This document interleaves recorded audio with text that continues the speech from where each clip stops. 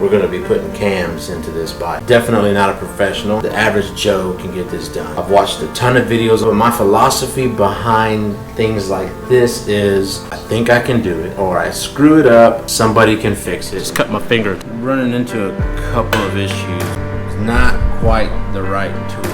I think we'll get it figured out. It's still pretty dang early. But I think we got this.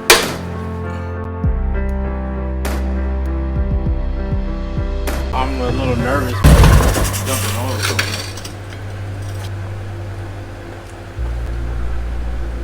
Where I don't know.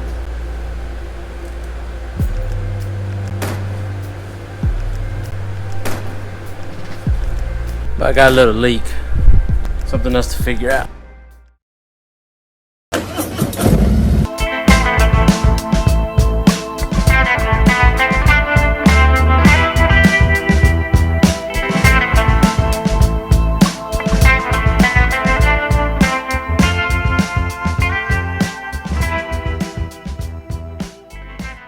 Alright guys, I'm just reflashing it right now for the SNS 475C cams.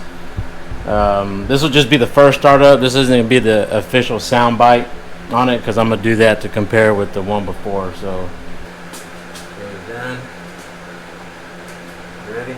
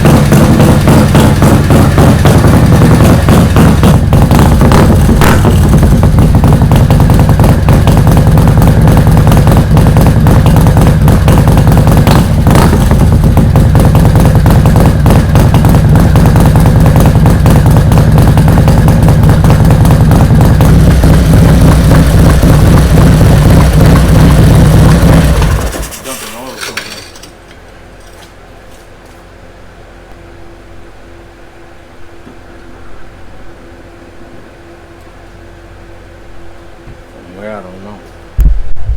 But I got a little leak that I don't know where it's coming from, but I think it might be coming from the push rods up here. I don't know if I didn't seat the seals right, but something else to figure out. I was dealing with an oil leak coming out of my push rods. So I got to kind of pull that apart, diagnose what's going on, and then reassemble it. And I talked to a guy from SNS. I called someone up there. I didn't get his name, but he was very helpful. So he said specifically, usually what's going to happen is it's the O-rings that are up here. And my O-rings are leaking from up here, so that's really the problem. Maybe I pinched an O-ring. Maybe it didn't seat well. But at any rate, we had to take it apart. So that's going to be what we're going to work on right now. But like I said, at least there's nothing going on in here. Everything is totally fine in here, and we just got to figure out what's going on up here. So we'll just let's get on it, see what happens. All right. So basically, what I did is I pulled the push rods out again. You know, did the timing, readjusted them. I kind of messed up a little step earlier, and I'll admit to it. I think I spun it when I put the first push rod. I spun it a little too many times, and it didn't feel right.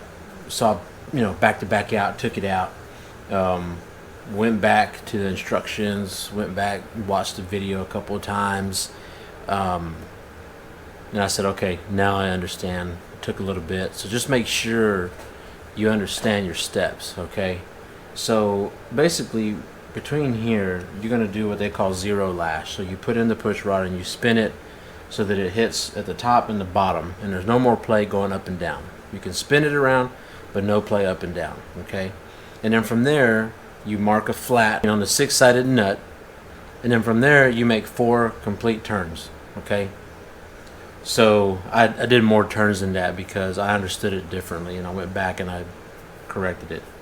However, you know, I had some reservations on it, so I'm kind of glad that there was a little oil leak in there so that I could pull it out and redo it. So I did it over again, and this time it felt right. This time it felt like it should. So right now I'm just letting them bleed out. Went ahead and readjusted those according to the proper timing and everything. I'm going to drop the push rod covers down and kind of close these up. Hopefully it doesn't leak. I don't know what happened, why it was leaking in the first place. It seemed like everything was good. O-rings looked good. They weren't damaged. None of them were nicked, pinched, or anything like that.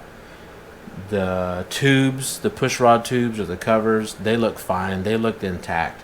None of them were bent or anything like that. They all looked pretty straight. I'm hoping it was just something, you know, I think one step I did, everyone says put a little bit of oil to kind of maybe help it push and seat in properly.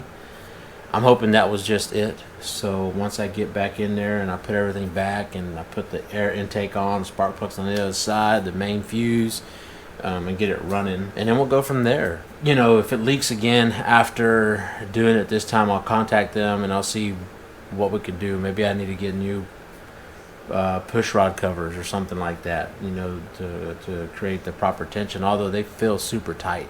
This time I'm going to, when I do the upper one, I'm going to put it in and I'm going to spin it to kind of create like a screw threading action, or maybe it pushes it and seats it all the way, and then I'll put the retaining clip, and then we'll go from there. Hopefully just that little anal retentive step will help solve that leaking problem so that we can kind of move on to riding and to tuning it.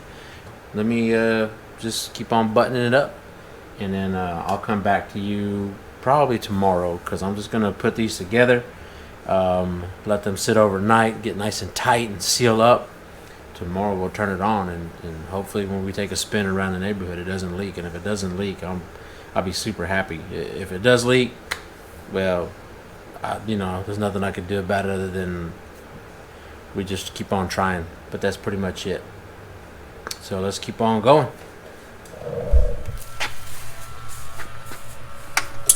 Alright, so right now I'm flashing a new map, and this is going to be take 2. Hopefully there's no leaks. I am a little nervous, but you know, even if it leaks, it's something that can be fixed.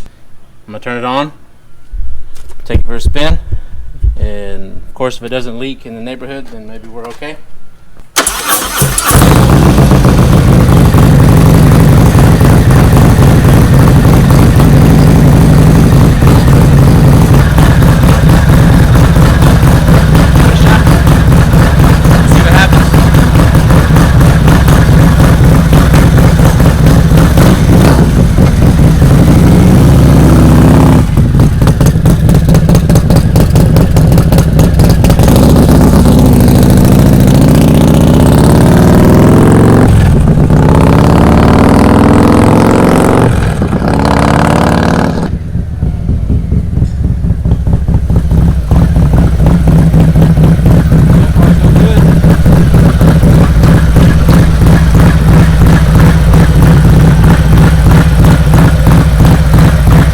So far.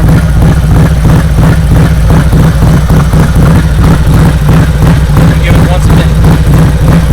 But I think it's not making it look dry.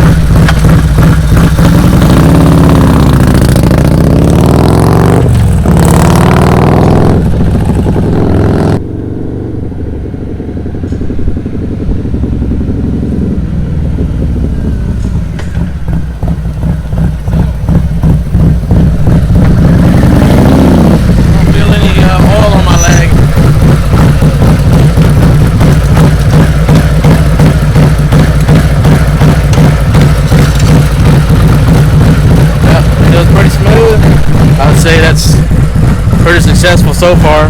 No oil. But let me double check. I haven't seen this go around.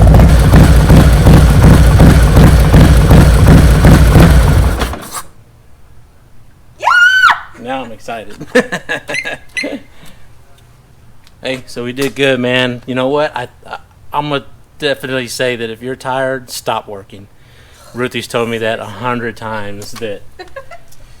You know, but you get excited and you want to finish it and you want to do it and you want to knock it out, but you got to take your time. So, but hey, like I said, man, I'm no mechanic, but I'm your backyard mechanic, your home garage mechanic. I'm just the average Joe that put in some cams. So follow instructions. I reference the written instructions plus a video from J&P Cycles, and I'll put that down in the link for you guys that want to do it. But if something happens like a leak like that, just take your time, take a break, go back to it, and just do it again. And now if it starts to leak again, I know exactly what to do to fix it.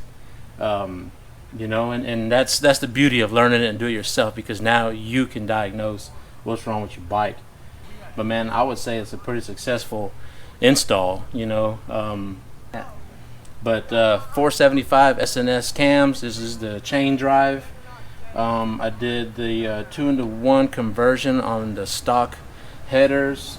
I got the heavy breather intake, and then I'm running the Vance & Hines Fuel Pack 3 to marry this all together. So I hope you enjoyed the video, but now it's time for them side-by-side sound clips. Deuces.